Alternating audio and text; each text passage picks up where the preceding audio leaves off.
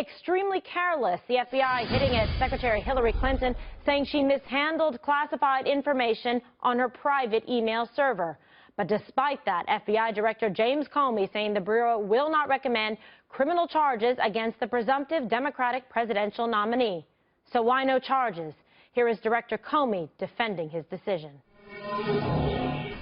I have not coordinated this statement or reviewed it in any way with the Department of Justice or any other part of the government. They do not know what I'm about to say. From the group of 30,000 emails returned to the State Department in 2014, 110 emails in 52 email chains have been determined by the owning agency to contain classified information at the time they were sent or received. 8 of those chains contained information that was top secret at the time they were sent. 36 of those chains contained secret information at the time, and 8 contained confidential information at the time. Although we did not find clear evidence that Secretary Clinton or her colleagues intended to violate laws governing the handling of classified information, there is evidence that they were extremely careless in their handling of very sensitive, highly classified information. There is evidence to support a conclusion that any reasonable person in Secretary Clinton's position or in the position of those with whom she was corresponding about those matters should have known that an unclassified system was no place for that conversation. None of these emails should have been on any kind of unclassified system. But their presence is especially concerning because all of these emails were housed on unclassified personal servers, not even supported by full-time security staff, like those found at agencies and departments of the United States government, or even with a commercial email service like Gmail. She also used her personal email extensively while outside the United States, including sending and receiving work-related emails in the territory of sophisticated adversaries. Given that combination of factors, we assess it is possible that hostile actors gained access to Secretary Clinton's personal email account. Although there is evidence of potential violations of the statutes regarding the handling of classified information, our judgment is that no reasonable prosecutor would bring such a case. And of course, Donald Trump immediately took to Twitter to blast the FBI's recommendations, and first this tweet. The system is rigged. General Petraeus got in trouble for far less. Very, very unfair. As usual, bad judgment. Now, 2 minutes later, he followed up with this tweet. FBI director said crooked Hillary compromised our national security. No charges. Wow. Hashtag rigged system.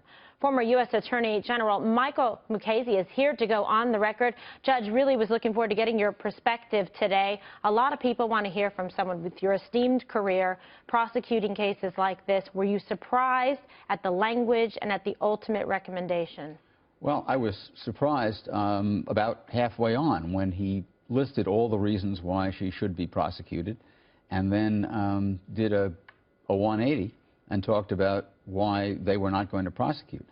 I was particularly distressed to hear that he said there was no intention to violate the law when the laws involved don't require an intention to violate the law. The felony statute has a standard of gross negligence.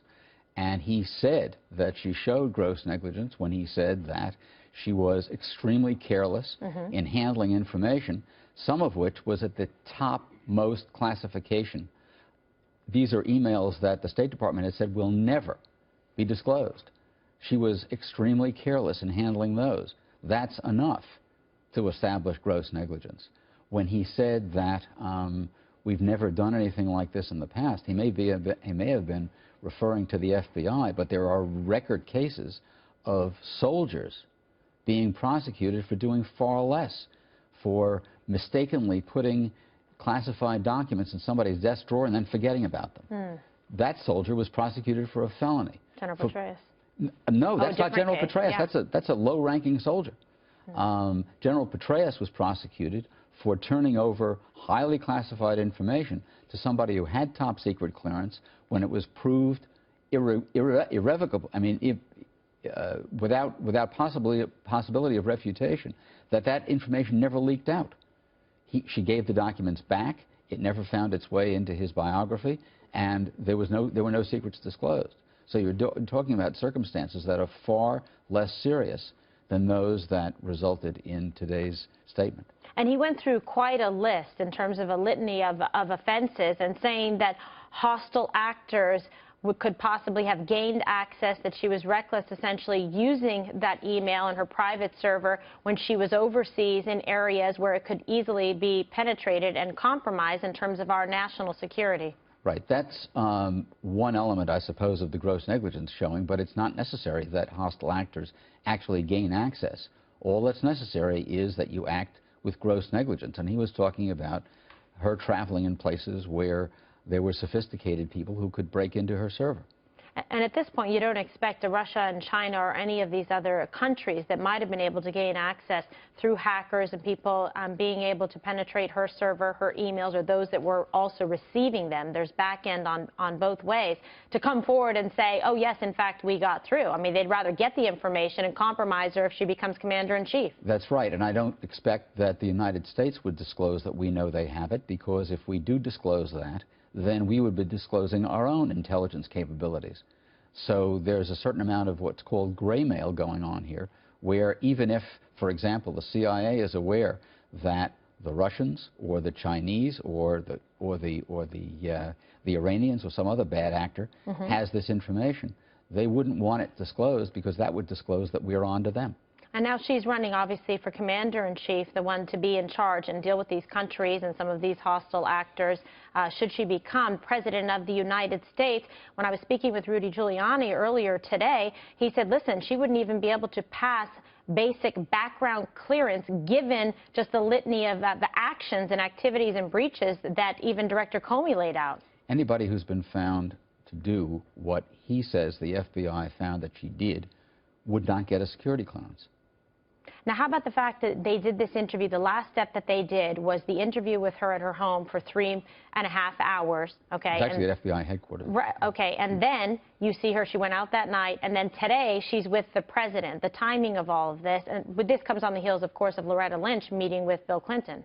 Right. I'm in sort of a difficult position here, because I have a lot of faith in Jim Comey's integrity. I have a little bit less faith today than I had yesterday in his judgment. But I would be very surprised to hear that there was any communication with him about what he said today. All right, we'll see what happens. And then no statute of limitations, so this could still percolate if other evidence comes forward on this in terms of between now or after the election. Well, there is a statute of limitations, but I don't think the statute... It won't have expired by the time she becomes president. Correct. Very interesting. All right, Judge, thank you so much for coming on the record tonight.